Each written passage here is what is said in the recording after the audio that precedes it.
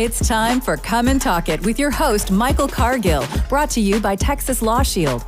Over the last decade, Michael has championed and supported the rights of law-abiding Texans to own and use firearms. He is the owner of Central Texas Gun Works, a veteran of the United States Army, and has achieved national exposure in such prestigious media outlets such as Forbes Magazine, Fox Business News, CNN Money, AOL, BBC World News, Huffington Post, and the New York Times. Cargill vigorously defends lawful gun ownership in this country without regard to party politics. And now, here's Michael Cargill. Good day, Austin, Texas, the live music capital of the world. Let's praise the Lord and pass the ammunition. All right, so today we're going to talk about two shootings that actually happened here in Austin, Texas. And we have some very compelling guests on the show today. They're going to tell us about some things that have happened here in Austin. We're going to talk about a mass shooting. We're going to have the attorneys for one of the cases on the show as well. And I want to kind of get right into it. So we have Sgt Daniel Perry, the man accused of shooting Garrett Foster during the last summer's riots. His attorney, Clint Broden, will be on the show a little later on, talk about the Travis County DA's prosecutorial misconduct. Also, we have on Skype Douglas Kantor's family. They're going to talk to us about their thoughts on how the Travis County DA is handling this mass shooting and handling who's being prosecuted and also getting justice for the family. Solutionary Summit. We're going to talk about that. But first, let's go to the family of Douglas Kantor. You're on with Come and Talk It. How are you guys doing today? Very well, thank you. All right. As best as you possibly can, I'm sure. Yes, sir. All right, so I want to give people the backdrop of what we're talking about here. So back on June 12th of 2021, there was a mass shooting in Austin, Texas. And one of the nasty shootings that we had in our party district. And you had some teenagers decided to bring a gun from Killeen, Texas to Austin, Texas to party with a gun as teenagers. And then they basically ran into each other. Instead of shooting each other, they had shot all innocent people. And so I'd like to bring the family into the conversation to talk about their thoughts on what happened that night and also how the Travis County DA is actually handling the case. And so we have, I'm going to bring up first Nicholas Kantor. Nicholas is the brother of Doug Kantor. So Nicholas, welcome to Come and Talk It, sir. Thank you for having me. First, I just want to mention that it was actually several guns. I know when the kids were arrested, they were arrested with, I believe, 13 illegal firearms. Wow. But they went down in two separate vehicles. Three separate vehicles, and each individual involved had a gun. So there was, probably somewhere close to 10 guns involved. However, to our knowledge now, it seems like there was only one shooter based on the evidence that they found. That being said, everyone was involved. This was something that was ongoing from a previous altercation they had where one of the people was shot 2 weeks prior. So this was kind of a revenge deal. They were on Facebook talking about going down to 6th Street. The two gangs, kind of, I guess, hashed it out on Facebook and said, we're going to meet on 6th Street and we're going to handle our business. And that's exactly what they did. Once one group stood on one curb line, the other group was in the middle of the street, and 14 people were in between them, and they just opened fire. And unfortunately, even though there was two groups of people involved, it seems like the district attorney only wants to prosecute one person. My problem with that is that they don't have the gun. They really don't have anything but hearsay from, co-conspirators. They were all a part of it, and they're all pointing the finger at one guy. But so far, it doesn't look like anybody's being forced to testify. All the charges on everybody else involved have been dropped, which lets go of any leverage that the district attorney could have to force them to testify. So it's not very confidence inspiring because they have really nothing. They're going to prosecute this guy on hearsay. They're not going to find the gun. I don't care how hard they're looking.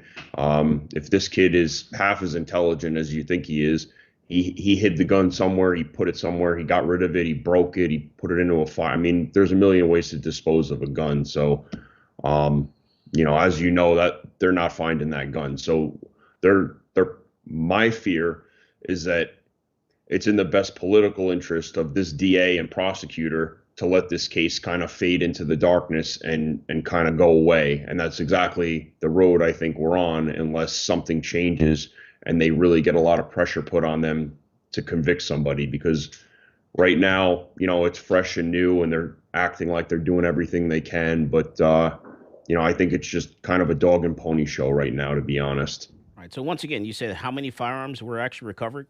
Or people actually produced, not recovered, but people produced?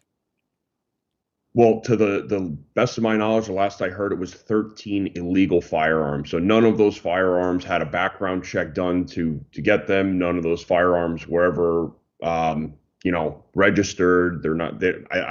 I don't know for sure if they even had numbers on them. That information wasn't given to us, but they definitely weren't bought from a store. I can tell you that much. And they were all minors. They were all minors. So we're talking minors in possession of firearms. Correct. All right. And so that means that they had to have gotten those guns from somewhere. And so as a minor, it's illegal to anyone that's younger than 17 years of age to actually have a firearm, without the accompanying of an adult. So they were actually committing a crime there. Committing a crime by having the gun in the vehicle, committing a crime by walking down the street with a gun. And I'm pretty sure they were going in and out of the bars, probably using a fake ID to do that as well.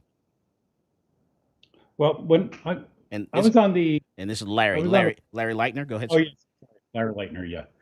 We were on about a 58-minute call with the DA, and we really drilled him pretty hard with questions. And the only thing we got was no answers. When I inquired, okay, did the 15-year-old apply for... make an application to buy a gun, and did he do a background check because Mayor Adler is on a Skype call televised with 30 other mayors immediately after my nephew dies, saying, oh my God, we need better background checks. I was like, okay, so did they do background checks on the 15-year-old? No. The 17-year-old? No. The 19-year-old? No. And that's directly from the DA. So what was the point, when I asked what's the point of the mayor being on television demanding better background checks from the Biden administration, there's obviously yet another I don't know answer. And it went on for 58 minutes where they kept calling them two groups. I said, well, groups, are you talking about the knitting group and the crocheting group, or are they gangs? Because, generally groups don't have disagreements where they shoot at each other. Gangs do. Give me the name of the gangs. They won't produce that. All right, we're talking with Douglas Kantor's family. We're talking about the mass shooting that happened in Austin, Texas. We're talking about minors in possession of firearms. We're talking about gang members having firearms. Both of those are actually illegal. This is Michael Cargill, and you are listening to Come and Talk It. Peace, this is Maj Toure. You're listening to Come and Talk It Radio with Michael Cargill.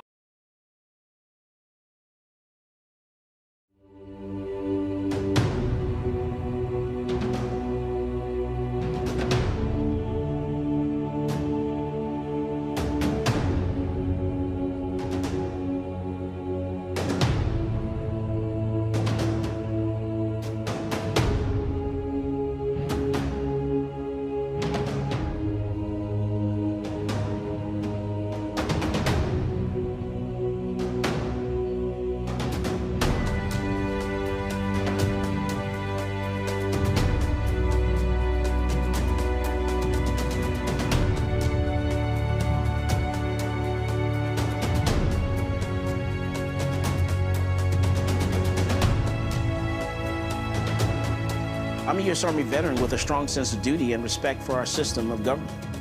After 12 years, I was honorably discharged and decided I would fulfill the American dream of entrepreneurship and open up a gun shop in Austin, Texas. At my shop, I teach people to be law-abiding and how to safely use their firearm. On page 46, going to talk about Penal Code Section 46.02, The day that ban went into effect, I went into my local ATF in Austin and turned over my bump stock because I'm a law-abiding citizen. But I wasn't going down without a legal fight. So that's why I reached out to NCLA. NCLA is representing Michael Cargill because federal agencies do not have the power to rewrite statutes. Bump stocks are not machine guns. If Congress wants to change the law and ban bump stocks, it certainly can do so. But we can't have the executive branch rewriting a statute and putting people in jail for up to 10 years. It's a problem because, this government agency has said, you know what, something that is legal is now illegal, and we're going to confiscate it from you, and we're not going to compensate you for it, and you're going to become a criminal. The goal of our case here is to tell the ATF that they can't get away with this kind of administrative lawmaking. This isn't constitutionally permissible, and this goes against everything that our nation was founded on. The bump stock ban turned innocent law-abiding citizens into criminals overnight, even though they were compliant with the statute. And that's not right. This case is not about where you stand on bump stocks. It's about the rule of law. It's about whether an agency can rewrite a statute and turn a law-abiding citizen into a criminal. If the ATF can ban bump stocks, any agency can ban anything.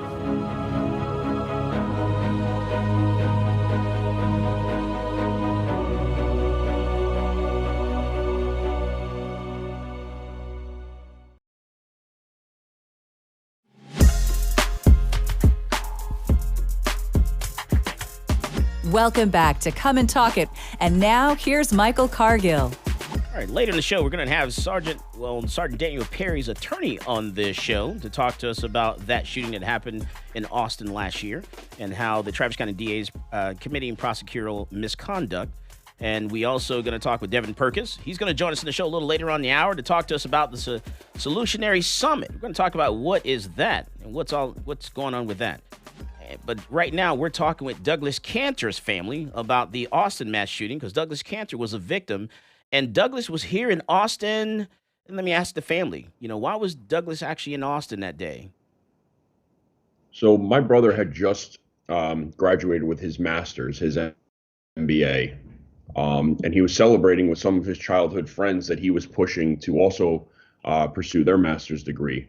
My brother was not only successful, but he wanted everybody else that was around him to be successful because he wanted us all to enjoy success together.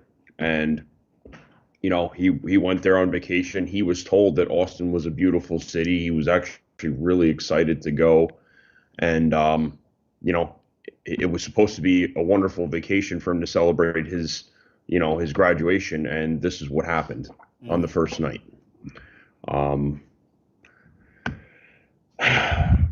The other thing I would like to say, just kind of adding off of what I was saying before, is defunding the police, right?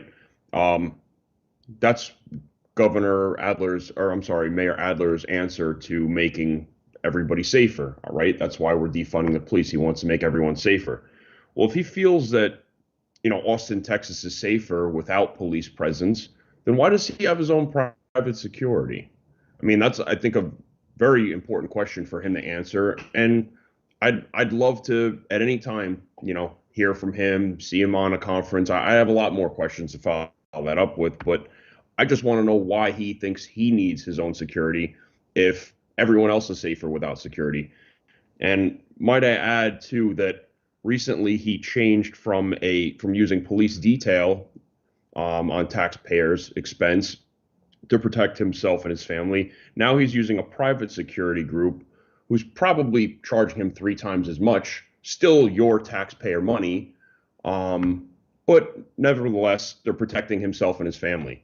And quite honestly, I'd like to challenge him. I would like him to walk down 6th Street where my brother was shot between the hours of, midnight and 3 o'clock in the morning. And I want to see how safe he feels without a security detail. Because I know I was there at 4 o'clock in the afternoon, and I certainly didn't feel very safe.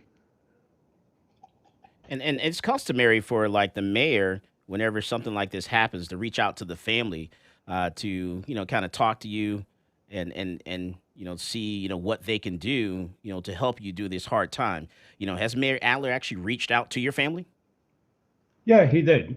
He called. This is Larry Leitner. He did call, and we were very grateful that he called.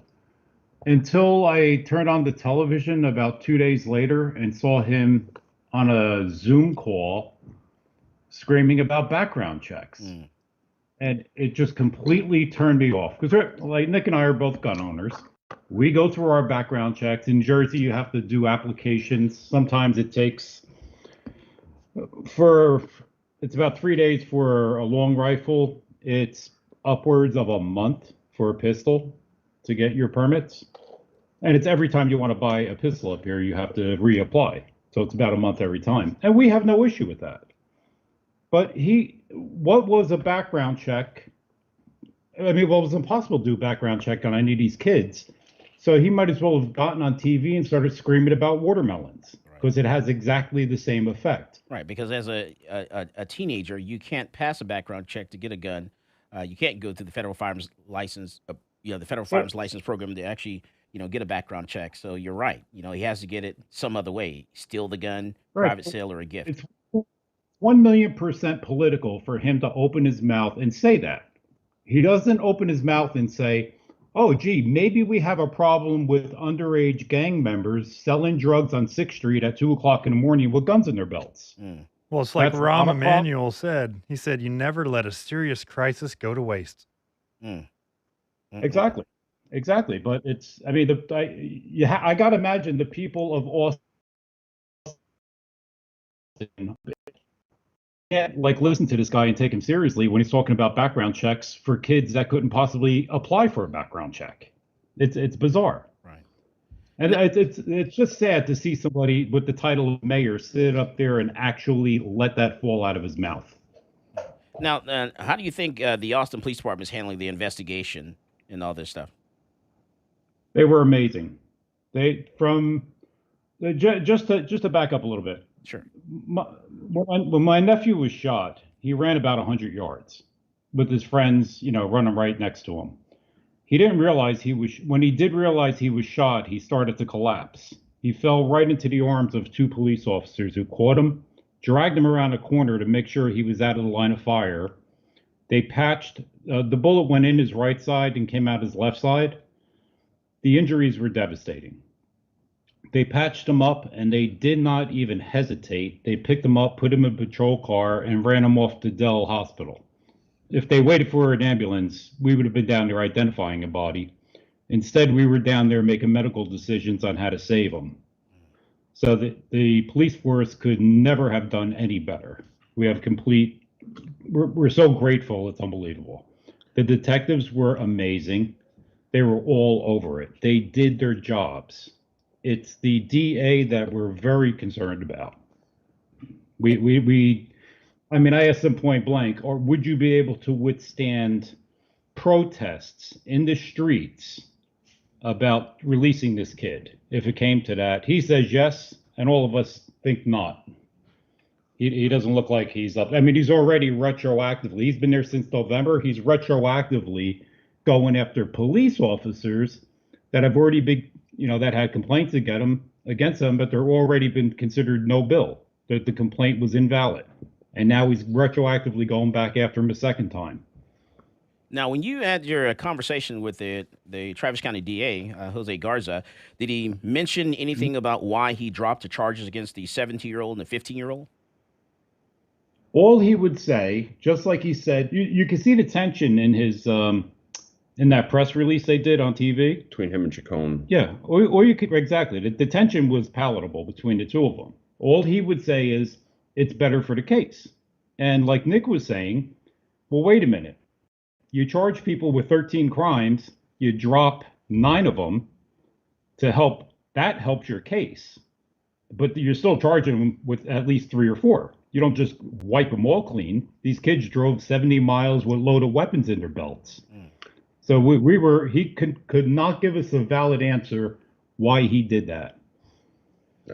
He was very elusive with his words as well. It wasn't a direct, I ask a question why, and he gives me a straight answer. It was a very complex answer that ended with something not even of the subject.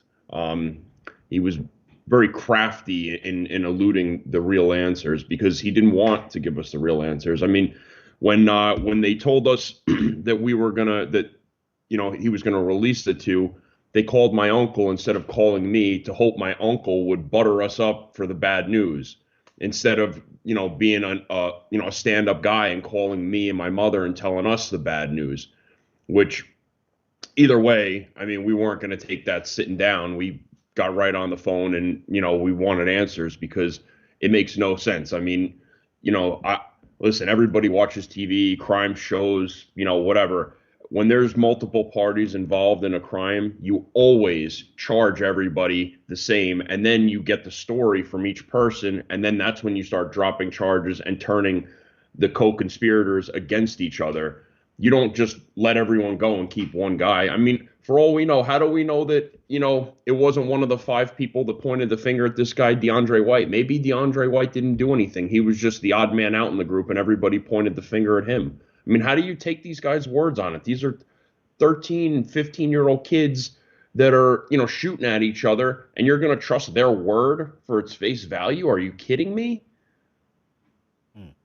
And so if you have a message for the Travis County DA, what would that, because the DA is listening to you, I'm telling you right now. So what would you say to the Travis County DA, Jose Garza? Myself, I would say you better do your job. I mean, this was such a horrific incident. 14 people shot in the middle. I mean, how far is that from the Capitol building? 2-3 blocks? That's right. Not Maybe? Too far. Right. So, I mean, your town is turning into a war zone. You're retroactively going after police officers who may get a complaint for pushing somebody too hard and trying to ruin their careers while murderers are on your street. You're not only letting them go, you're giving them a 70-mile ride home. That proves to me that you have no intention of doing your job. Here's what I would like to say. I would like to say, what is the message you're trying to send? Because when 15, 12, 10, 5 people go out in the street and they shoot at each other, or they get involved in a shooting, even if they don't pull triggers, and they're able to get arrested with illegal firearms and be released and put back on the street, what message do you think that sends to everybody who's similar to them, everybody in Austin, Texas, everybody in the state of Texas, and everybody in this country? What message are you sending? Are you seriously telling people that it is okay to just do whatever you want, pull out guns, have a gunfight, and as long as you don't accidentally shoot the wrong guy, it's acceptable? Because that's the message I take from this, is that it's acceptable to go out in public with an illegal firearm, pull it out, fire a few rounds. As long as you don't kill anybody, it's okay. You'll get a free ride home, and, that's it. You'll go on with your life, and guess what? You could do it again next weekend. I flat out asked Garza if it's okay for me to come to Texas, pull a gun out of my belt, not fire it, just initiate mayhem, initiate a gunfight. Can I go home? His answer was no. I'm like, but you sent these kids home. And all you can get is, well, we think it's better for the case. It's ridiculous double talk. And, once again, if he doesn't do his job, I think all hell's going to break loose down there.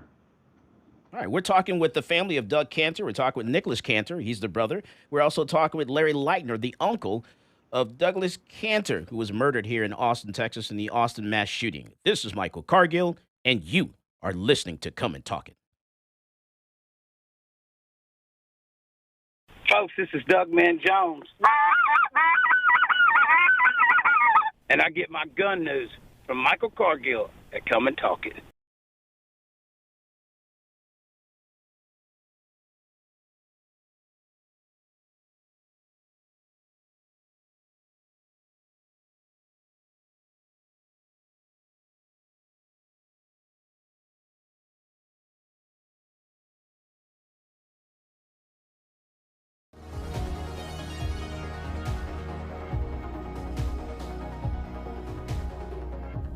Whether it's a typical traffic stop or you're just involved in a use of force incident, encounters with law enforcement can be scary and stressful.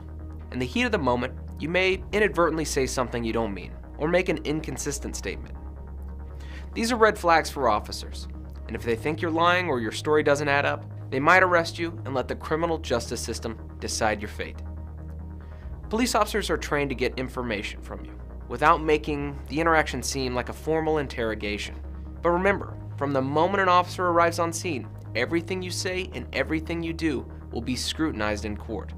The prosecuting attorney will attempt to use anything and everything against you. So what do you say?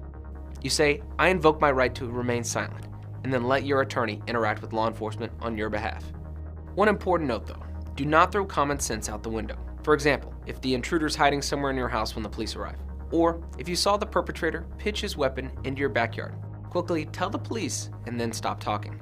You might ask, what about my rights? What if the police never read me my Miranda rights? Miranda rights is the common name for a collection of rights contained in the Miranda warnings, given to suspects when they're placed under arrest.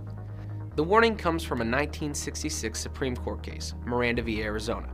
In that case, the court held that statements from a custodial interrogation would not be admissible unless proper procedural safeguards were in place to protect the defendant's Fifth Amendment rights. We've all seen these warnings on TV and movies. You have the right to remain silent. You have the right to have an attorney. Anything you say can and will be used against you in a court of law, and so on. So do police have to read you your rights? No. It's important to note that officers are not Welcome back required to read Come you and these Talk rights. It. And now here's Michael Cargill. All right, so we're back and we're talking with Douglas Kantor's family about the mass shooting that happened here in Austin, Texas back in June. And I want to ask Larry, Larry, is your wife available, Miss Leitner? Oh, she's working today. Okay, no, not a problem at all. And how about Doug's fiance, Adriana? Is she available? Where's it? No, she's not here. I'm sorry. She's not. His mother's here, and Larry's son, Doug's cousin, is here as well. Oh, Doug's mother's there? Yes. Would she like to come to the mic and talk a little bit? You up for it? Yep. She's walking this way. Okay. Here, sit down here.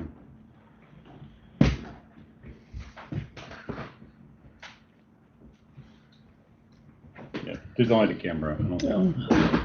Hi, I'm Julia. Hey, Julia. You hanging in there, Julia?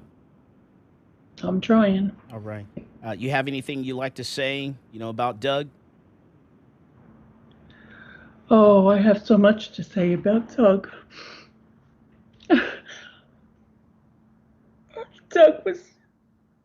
Doug was just the best kid you could ever want. And I'm not just saying that because every mother says that.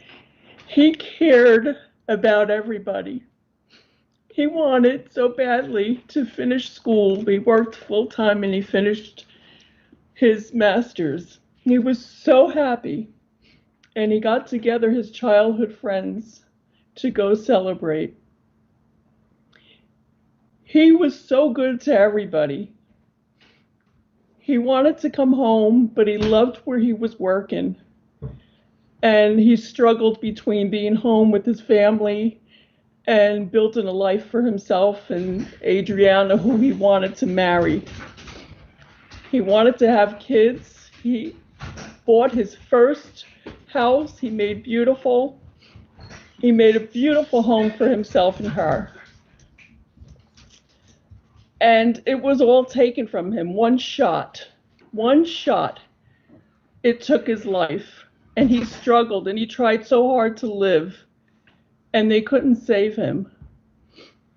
He's a beautiful person. I got letters from his co-workers, from his friends at school, both in Michigan State and the University of Michigan, from friends from this area where he went to high school and grammar school, and the letters come in constantly from his professors at school, and it's heartbreaking to read them, but it's so nice to hear these letters and what they thought of him. And everyone has something so positive to say about him and how he helped them. And he's only 25 and he helped so many people with their lives. It's just so heartbreaking. I look at his pictures every day and it's just, how can something like this happen to a 25-year-old who's just getting his friends together and starting to enjoy his life and so happy to be done with school and put his life in his work now full time. There was just so many plans he had for his brother and himself, to help his brother with his business and to come back home eventually. And he just had so many plans. He was a planner. He'd never shoot off the hip. He always had ideas and followed through with them. His goal was to help everyone and to have his family together. And I don't know what else to tell you. It's just heartbreaking. And to take a good person like that in this world away from everybody, because he would have made a change. He would have helped more than just his family. That's the type of person he was. He would have made a change to make it better for everyone. And the person who killed him didn't even kill his target. He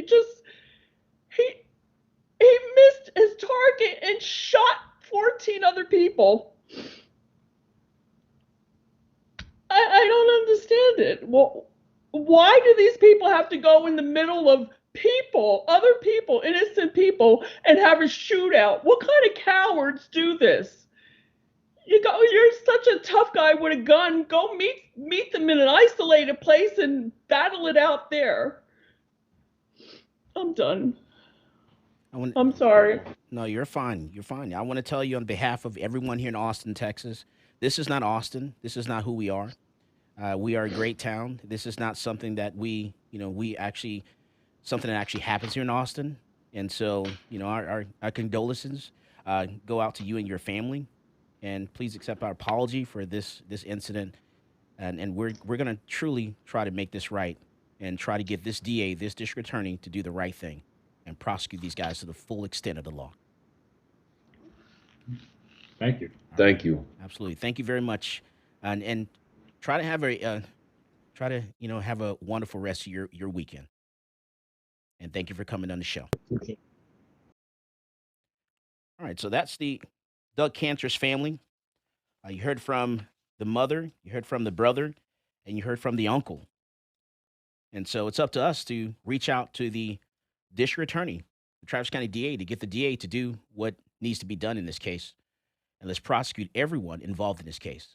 Not just the person that pulled the trigger, that everyone that pulled a gun out should be prosecuted. Minors should not be in possession of firearms. Minors should not have guns in vehicles. Minors should not be in the party district in bars carrying guns. That's deadly conduct, and they all should be charged and convicted to the full extent of the law. We'll be right back after this. This is Michael Cargill, and you are listening to Come and Talk It. Yo, what's going on, guys? It's Jack Jones here, and I get my gun news from Michael Cargill on Come and Talk It.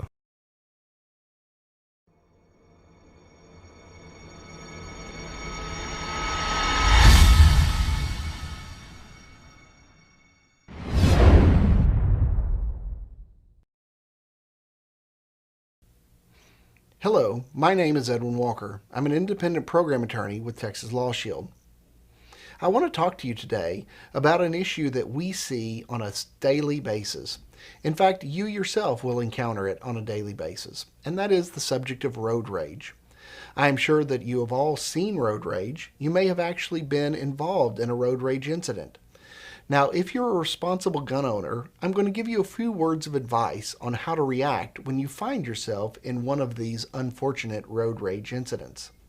While on the roadways, we all observe something that makes us upset. Whether it's poor driving, unsafe driving, or just simply somebody being very discourteous. By all means, you should restrain yourself from engaging that person and telling them how bad their actions were, because this can be perceived as an act of road rage. If you're a lawful gun owner, you have a firearm in your vehicle, you do not want to be viewed as the aggressor in a road rage situation. Now, with regard to a situation where an individual has chosen to rage against you, and you are the actual victim of the road rage, if you and the other individuals are still in their automobiles, do not use your firearm to respond to any of the rager's activities.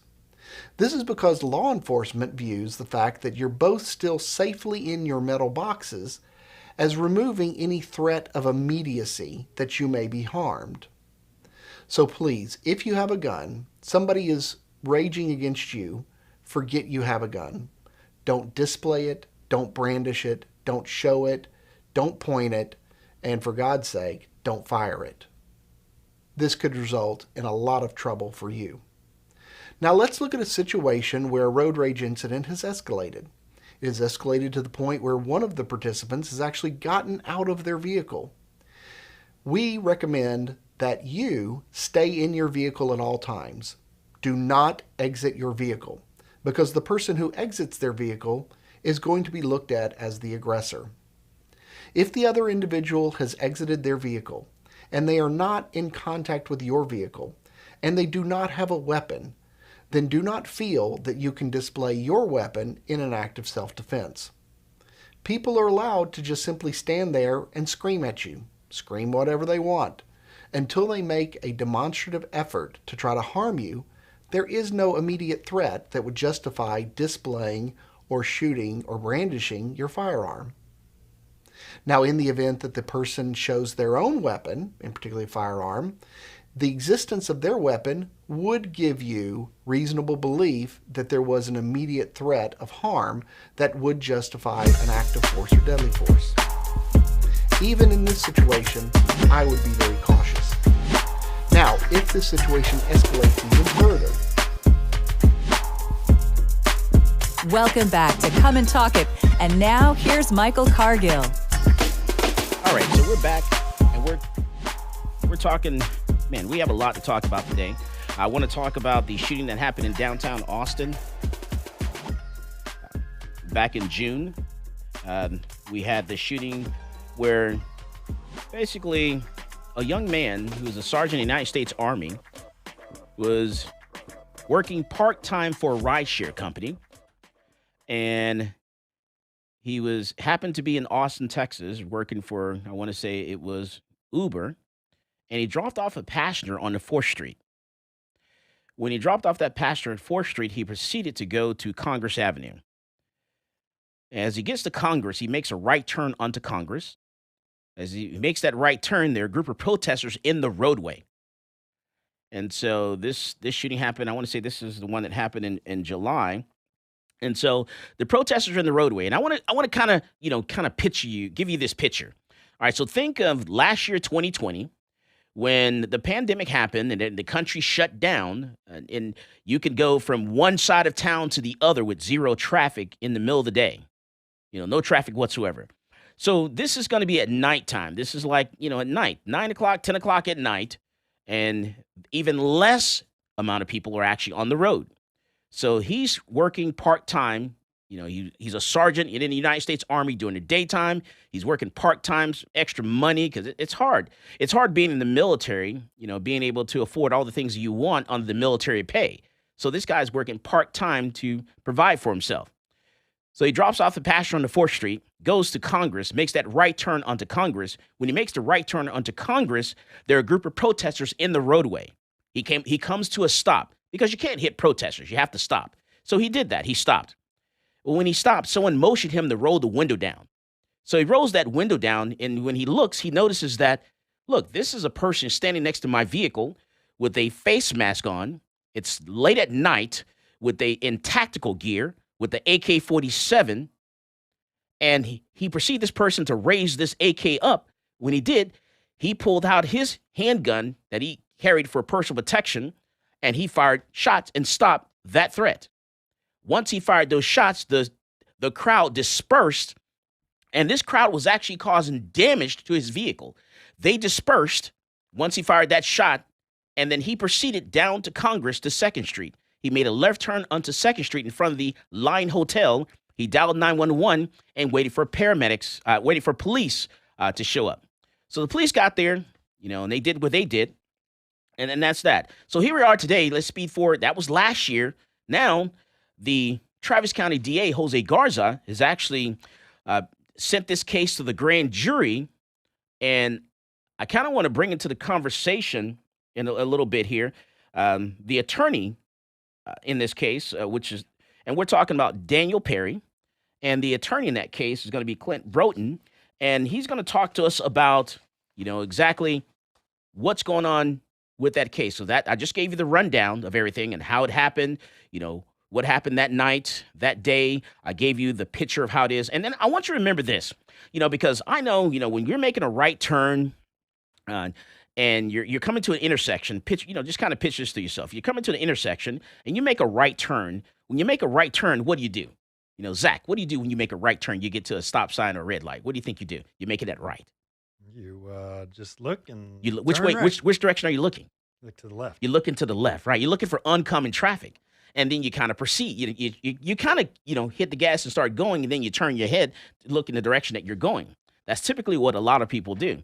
And the reason I know about this is because my biological father was actually killed walking in a crosswalk by someone who was making a right turn at an intersection, because that person was looking to their left, made the right turn, and never saw my father standing in the road.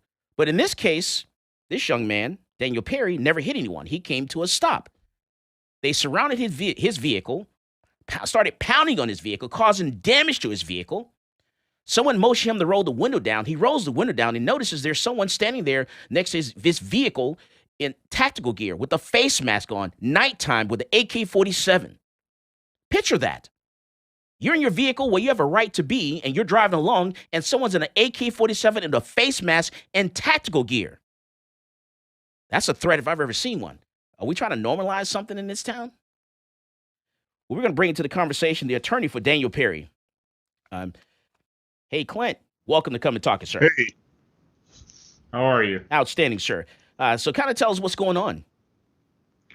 Well, the grand jury has returned an indictment. Mr. Perry turned himself in and posted the bond and has been released on bond.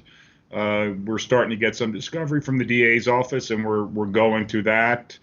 I have some questions about how this case was presented to the grand jury. We're pursuing that. Sergeant Perry's trying to raise some funds for legal expenses, and everything's happening at once. We're busy. Right, and so and you've sent in a motion request for evidentiary hearing in support of a motion to dismiss indictment based upon prosecutorial misconduct. What is all that about? Well, it's come to our attention that the detective, the investigating officer in this case, had prepared slide presentations, had prepared to offer all the exculpatory evidence that would normally lead a grand jury to return a no bill, and he was directed, and ultimately the order came from on high. In other words, the elected district attorney, Jose Garza, was instructed not to tell the grand jury about any of the exculpatory evidence in favor of Sergeant Perry's position. And in fact, it seems like a lot of the evidence presented was probably gathered, or at least there was some talk that it was gathered by the attorney for the Foster family. Okay. And so we're saying that, the majority of that evidence was not presented to the grand jury at all. You're saying like a very small percentage, like what, 8%? Was actually presented to the grand jury? Well, there are two different issues. One is a defense packet that I prepared, which outlined Sergeant Perry's position from our perspective. And normally, you don't have a right to present a defense packet to a grand jury in the state of Texas. However, I've been doing this close to 30 years now. I've never had a DA refuse that. In this case, the DA did essentially tell me that he wasn't going to allow us to present a packet. I asked them to reconsider, and ultimately they allowed us to present about 8% of it. Then Jose Garza had a press conference where he said that we were allowed to present the overwhelming majority of the letter. So unless 8% means the overwhelming majority, he and I speak a different language. But that's one aspect. The other aspect was the testimony from the lead investigator, who almost always normally testify in front of a grand jury in a criminal case, and he was specifically instructed by Garza not to mention the exculpatory evidence that his investigation found. Right. And so you're asking for this case to be dropped because of how the DA is handling the case. Well, we're going to take it a step at a time. I think at this point there needs to be an evidentiary hearing. I think the detective can testify as to what he was instructed to do by Garza and at Garza's direction. And then Jose Garza can offer some explanation as to why he didn't want the exculpatory evidence presented to the grand jury. Right, and and also you're saying that the witnesses that he's using, the information that I guess he should have provided was that those witnesses actually couldn't see what happened. Some of them, yes. That the detective, my understanding is, could have provided information that would indicate that some of the witnesses that were testifying that they did not believe Foster raised the gun. In fact, were not in a position to see whether or not he raised his assault rifle. Right. And then I'm just curious, why hasn't the young man in the crowd who was the medic that fired a shot at your client's vehicle, why hasn't that person been charged with deadly conduct? Well, that's an excellent question, Michael, because if you compare and contrast the two, there's all these allegations out here that Foster, that Sergeant Perry, wanted a confrontation and what have you. Yet nobody was hit by the car. Nobody was hit by Sergeant Perry's gun other than the masked Boogaloo boy who was carrying the AK-47. Meanwhile, this other person who shot at Sergeant Perry just shot wildly into the crowd without any firearms training whatsoever. So there does seem to be some dichotomies here. Is there any police reports about the shell casings from that other firearm at all? Yes, there are. I've not really studied them, but the police certainly know who fired that weapon. Right. All right, because that person actually gave a statement to the police that night, and they were let go as well as everyone that was involved that night. But as I look at correct, that, my understanding is there is no plans on prosecuting that person. And that's kind of strange to me because he fired shots at a vehicle, which you cannot do that in Texas. You can, if you perceive someone to be a threat with people all around the vehicle. Yes. Yeah, you just can't do that. I can name a lot of cases that have actually happened in Travis County where someone fired a gun at a vehicle and they were charged with deadly conduct. So this is a clear case here of me, looking at this as deadly conduct when, the only person that, the way I look at this, I'm driving at nighttime where I have a right to be. I'm working part-time for a company and I have a right to be in the roadway. All of a sudden I come across a group of people in the roadway and someone standing next to my vehicle with an AK-47 with a face mask on at nighttime pointing a gun at me, then, oh my goodness, I would perceive that person to be a threat as well. Any reasonable person would do that. While several other people or dozens of people are hitting your car with bricks and pounding on the hood and what have you. I fully agree.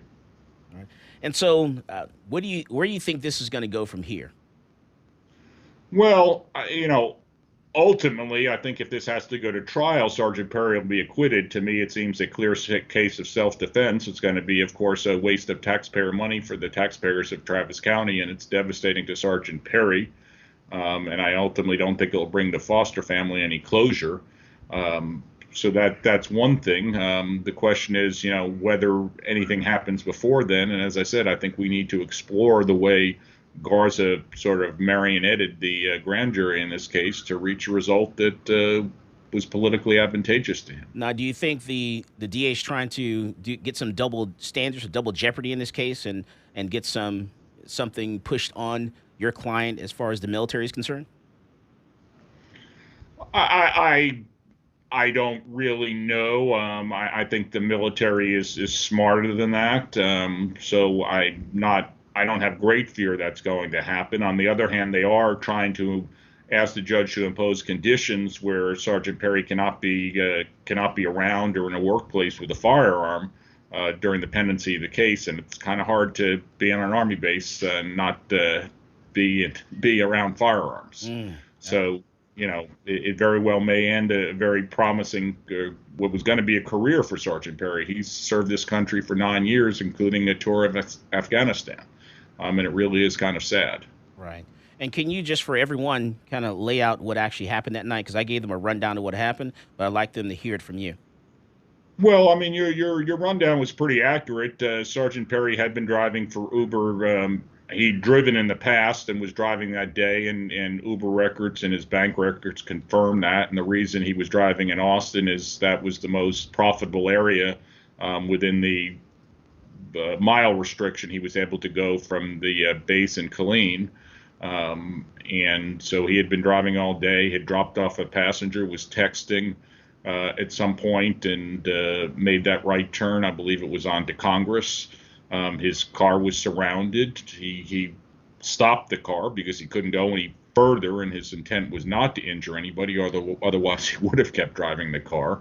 And then my understanding is, after people started banging on his car, Foster approached with the AK-47 and kind of motioned to him to roll down the window. And at first, my understanding is Sergeant Perry thought he might be law enforcement, and then I don't know what clicked in Sergeant Perry's mind to realize he wasn't as the window was coming down. And at that point, he sees, and other witnesses saw, the AK-47 start to rise. And that's when Sergeant Perry's training kicked in, and he used his own personal firearm to fire center mass and only injure Garrett Foster, because that was the only threat to him. None of the other protesters, although they were engaging in unruly behavior, were not deadly threats to him. And so the only person that was fired upon was Mr. Foster. Right. And the way the Texas Penal Code says it, basically, you're in your vehicle, you're driving around. We have a Texas Castle Doctrine. So if you think someone, is attempting to kill you, they're attempting to enter or remove you from your vehicle, you're justified using force or deadly force to stop them. So in this case, there couldn't be any. No, there is no question of that. And as soon as you pointed out, somebody started firing on Sergeant Perry at that point, and he drove off to safety. And immediately when he got to the safe spot, called police, and has been cooperative with the police since day one. And he certainly regrets the actions he had to take, but at that point, it appeared to be either his life or Mr. Foster's life. Right. And then, just like a person who defended himself, he went down to safety, just like you just said, called 911, waited for police to come, and then stayed there until the police were actually finished with him. And that's ultimately why the narrative that Foster's friends and family are putting forth does not make any sense, because if the intent of Sergeant Perry was to break up this protest, to injure people, what have you, he could have easily run people over. He could have easily shot wildly into the crowd. He could have tried to take off and not cooperate with police after firing in the crowd. I mean, every action Sergeant Perry took that day was indicative of somebody who found himself in the midst of what was allegedly a peaceful protest, not knowing, and then approached by a boogaloo boy in a mask carrying an assault rifle and a one-armed sling, with and appearing to begin to raise that assault rifle. All right, we're talking with Clint Broden. He's the attorney for Sergeant Perry. We're talking about the shooting that happened last year. We're talking about the Travis County DA. We're talking about all day today. We're talking about Travis County DA Jose Garza and how he's handling these two different cases that we've been talking about. This is Michael Cargill, and you are listening to Come and Talk It.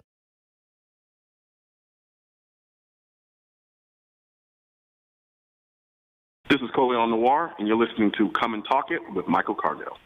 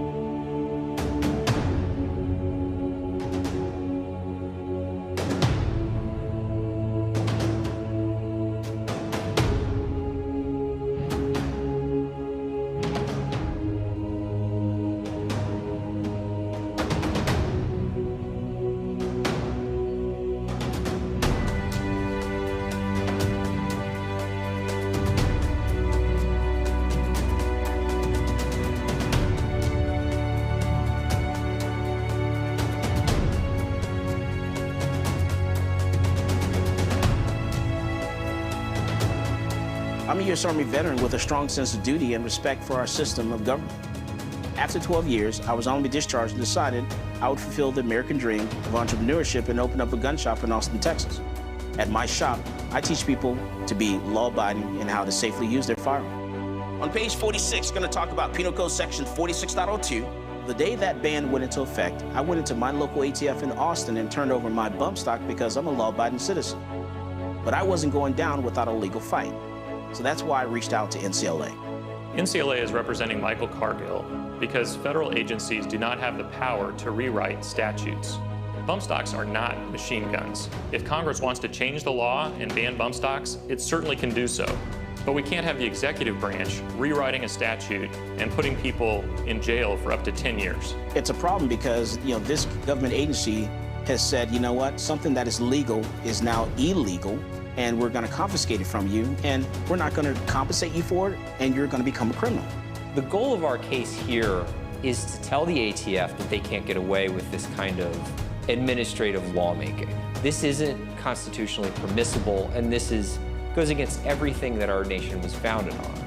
The bump stock ban turned innocent law-abiding citizens into criminals overnight, even though they were compliant with the statute. And that's not right. This case is not about where you stand on bump stocks. It's about the rule of law. It's about whether an agency can rewrite a statute and turn a law-abiding citizen into a criminal. If the ATF can ban bump stocks, any agency can ban anything.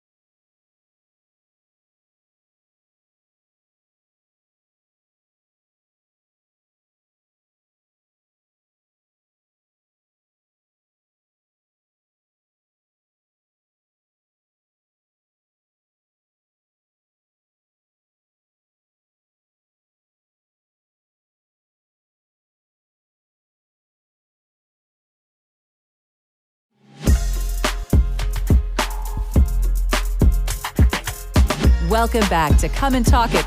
And now, here's Michael Cargill. All right, we're back, and we're getting ready to talk to Devin Perkins. He's the host of Trench Work Chronicles, and he works with Black Guns Matter, Maj Toure, and they're doing a summit in Miami. Zach, they're doing a summit. We got to go to Miami. It's the Solutionary Summit in Miami, Florida. Man, what happens in Miami stays in Miami, Zach. We got to go. September the 3rd to the 4th. Let's bring into this conversation Devin. Devin, welcome to Come and Talk It, sir. Can you still see me and hear me? Well, yes, I just hear making you. Sure. Oh, yeah, you're great. I hear you loud and clear. Cool. First of all, thank you for having me on your platform. I love being able to chop it up with like-minded people. But yeah, Solutionary Summit 2021. This is one of the things I'm most proud of that I've been a part of putting together. We as a team, Black Guns Matter, we've witnessed, because we dabble in both the political realm, the Second Amendment realm.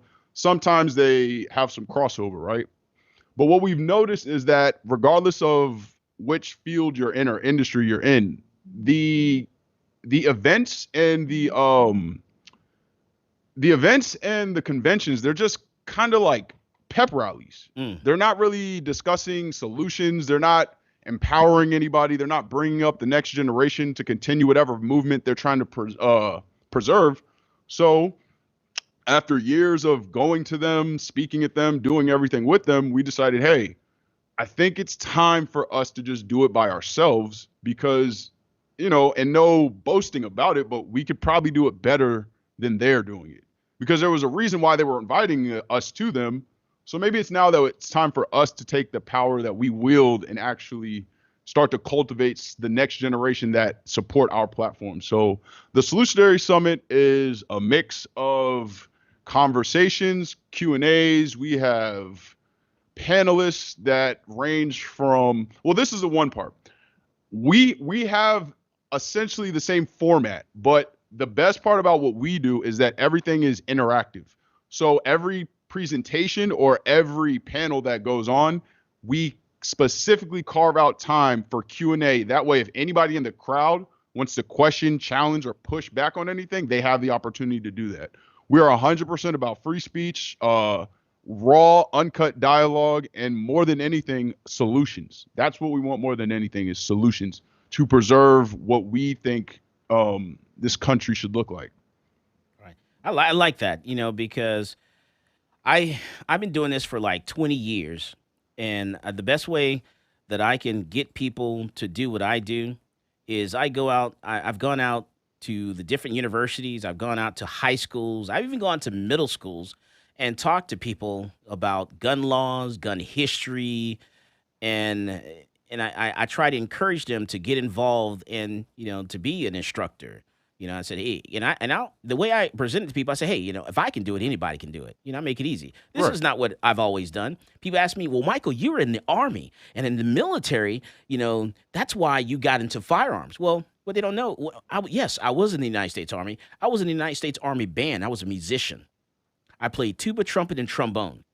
And if I can teach people, firearms, anybody can teach people firearms, and so and learn history and learn the laws and all that good kind of stuff. So yeah, I like that. Come together and be an example and help people and say, hey, this is what you should do in your area, your town. I want you guys to come to ATX. You tell me you're traveling to ATL, Atlanta for classes. What's up with Austin? Come to Austin. You coming to Austin? Actually, Maj is in Dallas right now at CPAC. Yeah, right. Yeah. I want you to come to Austin, though. Hey, we can do it. All we have to do is, I don't even, like, the amount of people that we know in Austin, I don't think that would be a problem at all. Yeah, let's do it. Yeah, absolutely. Yeah. Literally, we can do that. That's not a problem at all. Yeah, I love to see you come down. Texas. Yeah, because I don't think I've met you in person. Definitely want to see you come down and talk to people down here in Austin, because Austin's where it is. It really is. That's what I hear. Austin's the real liberal part of Texas. And, this is one part where I'll probably get pushback, but, like, I don't necessarily subscribe to Republican or Democrat. I just want what the truth is. And what I've noticed is that the one thing that liberals do get correct is that they have empathy for lower class people.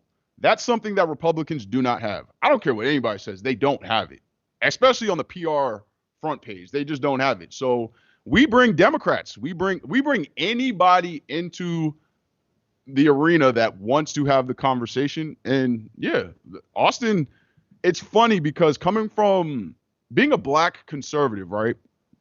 I kind of feel like I'm a Republican candidate in California, to where I know the issues and I'm very, very intertwined with the people, but I also know what's actually going to get these people out of the situations or living that they're in, right? The thing that Republicans, conservatives, libertarians, whatever you want to identify as, has to start getting right is to start with empathy and lead with the facts, but allow that person to understand what you're saying before you jump down their throats, telling them that they're on a plantation or that they're stupid because they voted for somebody one way or the other. Right. You know what I mean? Like, hold people accountable, but you don't have to demean somebody to get your point across. Absolutely. And a lot of the times, if you're running into those people that are really headstrong and really don't want to listen to what you say, this is one of the things that Maj has definitely taught me. Use those people as a conductor for information to the rest of the people around you that are watching what's going on right now. So even if that person is stuck in their beliefs, there's somebody else watching how this conversation is going to play out, and you have that opportunity to open their minds as well. Right. Oh man, I love that. Sorry about the rant. No, that's right. You're spot on, man. That is absolutely correct. And Devin, so you guys are doing the Solutionary Summit in Miami on September the 3rd to the 4th.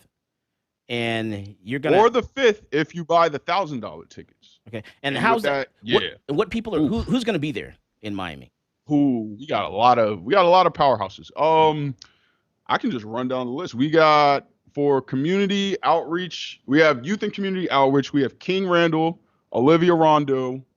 Those are two of my favorite people, by the way. Kim Klasick and Pastor Daryl Scott. Okay, and then and I'm hosting that panel. Nice. And I want to ask so you. I get to question them. So Devin, what do you say to people that say, "Hold on, blacks and guns"?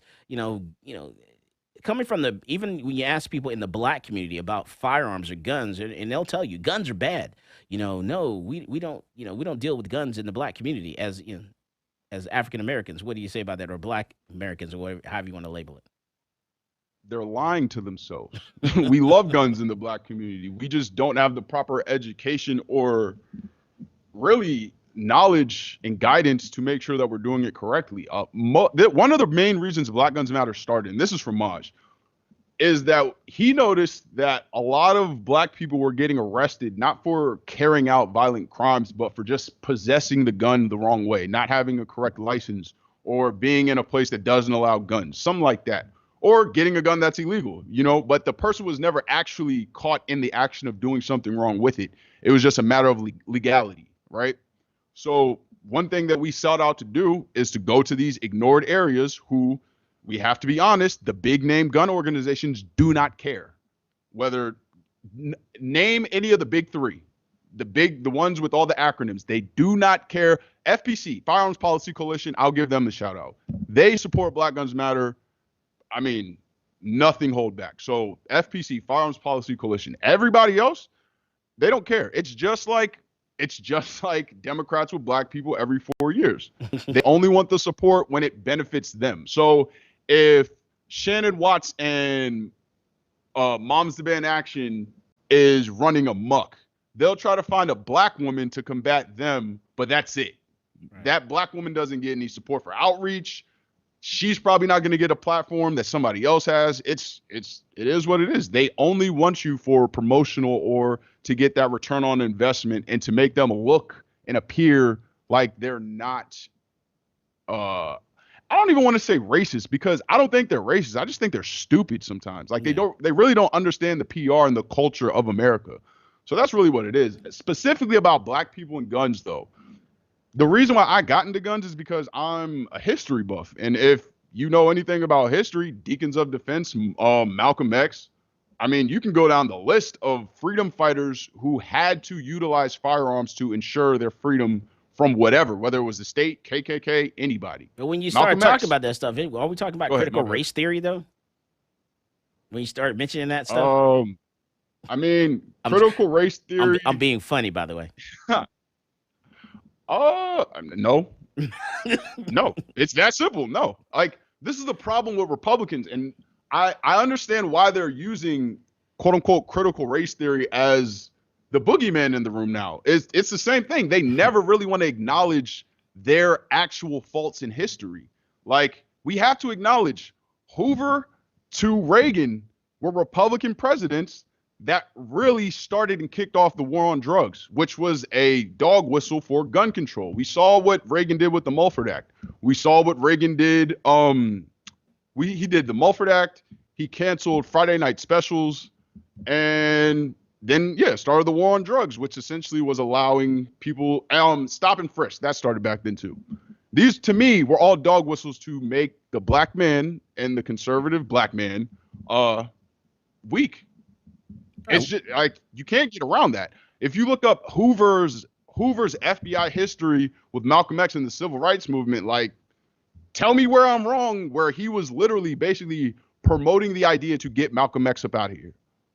Right, it is what it is. You know what I'm saying? Acknowledge the history, say that this was wrong, and move forward. That's all that has to be done. I say this on Twitter all the time. If Republicans want to win, all they have to do is kill their pride, acknowledge their history, and allow black people to save America like we always do. All right, we're talking with Devin Perkins. He's the host of Trenchwork Chronicles and works with Black Guns Matter with Maj Toure. This is Michael Cargill, and you are listening to Come and Talk It.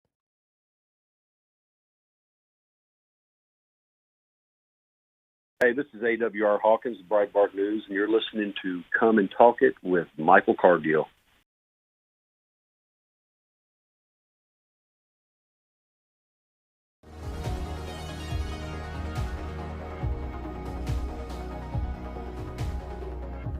Whether it's a typical traffic stop or you're just involved in a use of force incident, encounters with law enforcement can be scary and stressful. In the heat of the moment, you may inadvertently say something you don't mean or make an inconsistent statement. These are red flags for officers, and if they think you're lying or your story doesn't add up, they might arrest you and let the criminal justice system decide your fate. Police officers are trained to get information from you without making the interaction seem like a formal interrogation. But remember, from the moment an officer arrives on scene, everything you say and everything you do will be scrutinized in court. The prosecuting attorney will attempt to use anything and everything against you. So what do you say? You say, I invoke my right to remain silent, and then let your attorney interact with law enforcement on your behalf. One important note though, do not throw common sense out the window. For example, if the intruder's hiding somewhere in your house when the police arrive, or if you saw the perpetrator pitch his weapon into your backyard, quickly tell the police and then stop talking. You might ask, what about my rights? What if the police never read me my Miranda rights? Miranda rights is the common name for a collection of rights contained in the Miranda warnings, given to suspects when they're placed under arrest. The warning comes from a 1966 Supreme Court case, Miranda v. Arizona. In that case, the court held that statements from a custodial interrogation would not be admissible unless proper procedural safeguards were in place to protect the defendant's Fifth Amendment rights. We've all seen these warnings on TV and movies. You have the right to remain silent. You have the right to have an attorney. Anything you say can and will be used against you in a court of law, and so on. So do police have to read you your rights? No. It's important to note that officers are not required to read you these rights unless you're in custody and subjected to interrogation. If the police show up to a crime scene and start asking you general questions and you voluntarily tell them everything that happened, those statements can be used against you regardless of the Miranda warnings because you're not in custody. If you're put in handcuffs, but you say something incriminating on your own without being questioned, those statements can and will be used against you because you're not being interrogated. You're just starting to spout off. This is why it's imperative that you know your rights, and you shouldn't rely on the police to read them to you. Affirmatively invoke your rights. Say, I'm invoking my right to remain silent, and my right to my attorney. Once you do that, the police legally shouldn't continue questioning you without your attorney present. But remember, there's a second part to this equation. After invoking your rights, you must exercise those rights. That means you have to keep your mouth closed. Protect yourself. Don't let the legal system take advantage of you after an incident. And Law Shield members, if you've been involved in a self-defense incident, remember to call the emergency hotline and speak with your independent program attorney.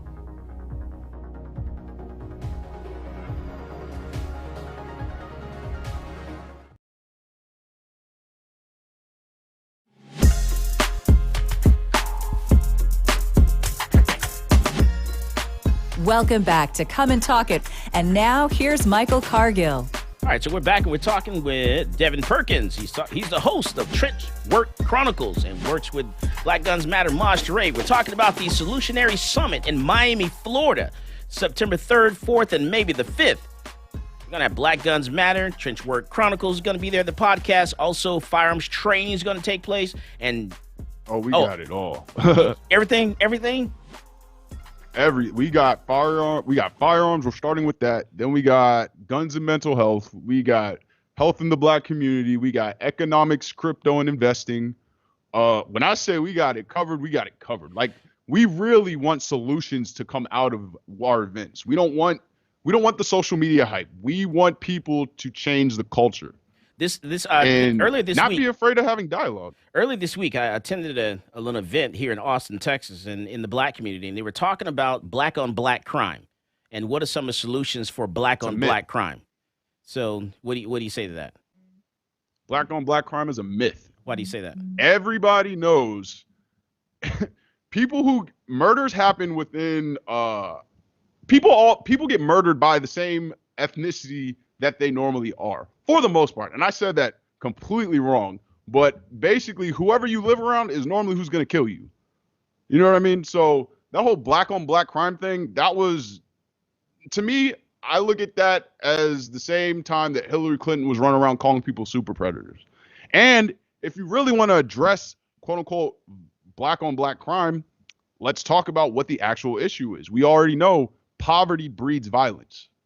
You know what I mean? So if wolves got to eat, wolves are going to eat. How about we offer them some tangible solutions that will sustain a lifestyle the way that they don't have to be in the survival mode mentality. My other brainchild is a program that I'm starting called Kids to Kings, and it's focused around the study of complex trauma and CPTSD with the black community and how that's affecting our youth. One thing that I'm learning is that we are literally just, swamped with generational curses and mental issues in the black community. So what we really need to do is people need to start going to therapy. And as bad as it sounds, a lot of people are going to have to get out here and be fathers to people that aren't their kids, if that makes sense. Personally, I've had that happen for me. By the grace of God, I've had all of my OGs are, in my opinion, 10 times the man that the dad that I never had could have been. All from Maj, Kevin Dixie of No Other Choice Firearms Training, Ken Scott from Provectus Group, Ken Blanchard, who's like the originator of black gun activism for this generation.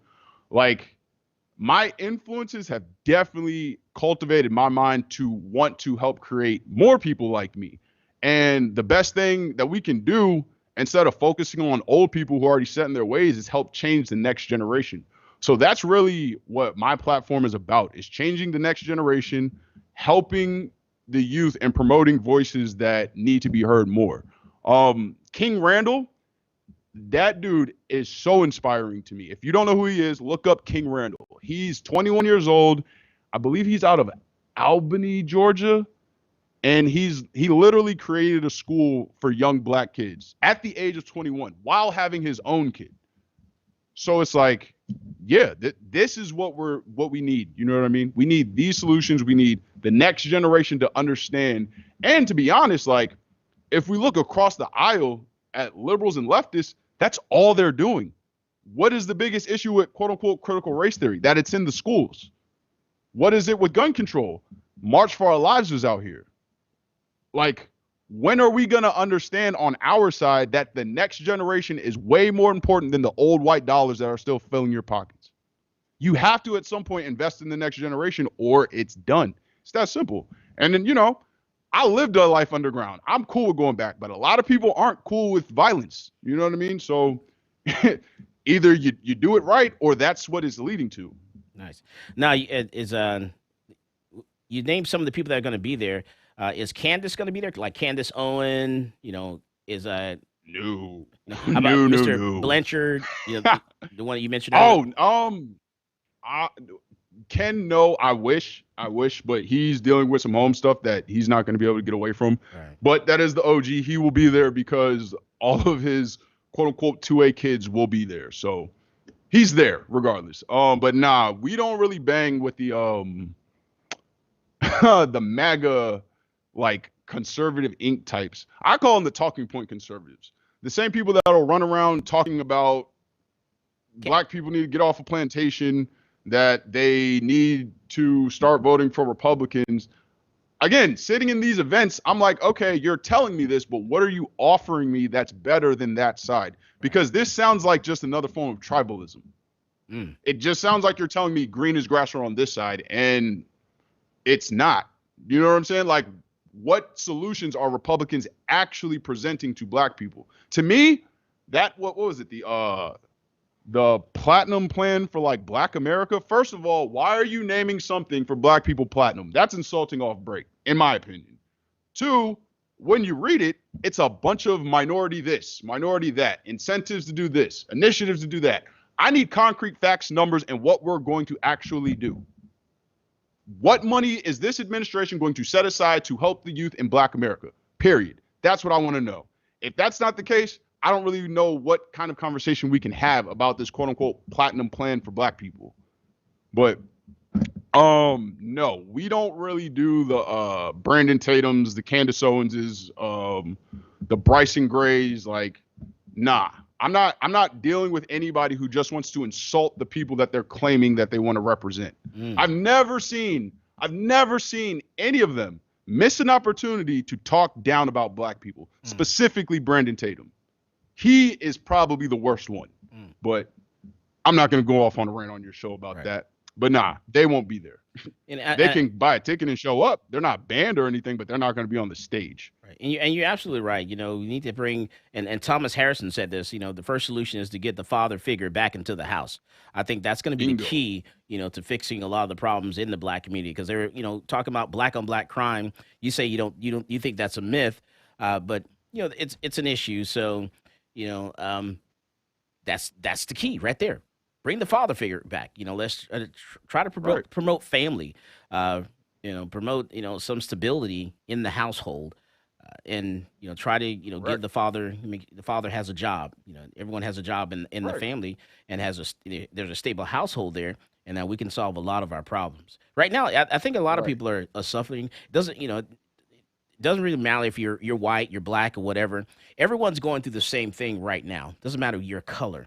Because here we are, 2020. We just came out of the pandemic, and a lot of people are having a hard time. Right, just came out of the lockdown.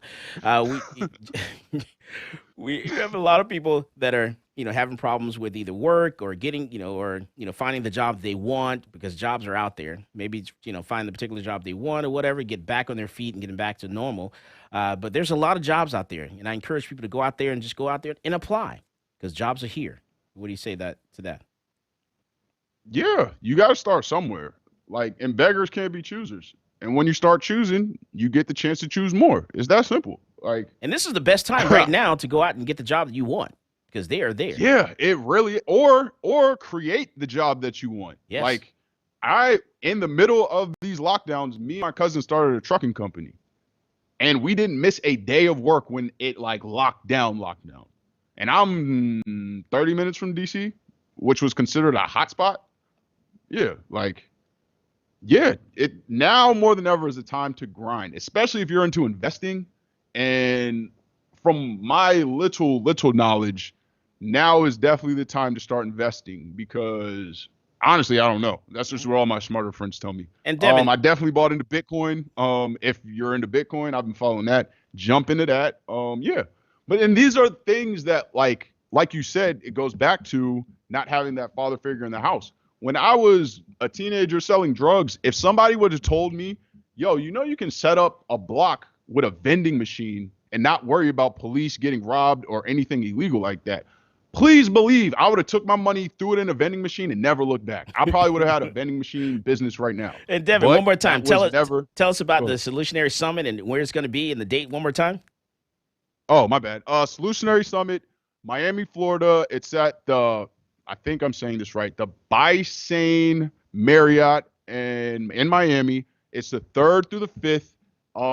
Yeah, get your tickets at Solutionary Summit, solutionarylifestyle.org.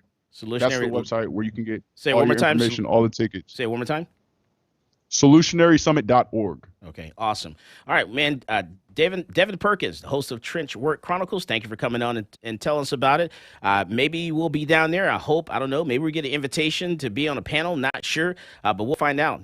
I might try to get down there and see what's going on, because I love to learn. I love to listen. And appreciate you coming on. This is Michael Cargill, and you have been listening to Come and Talk It.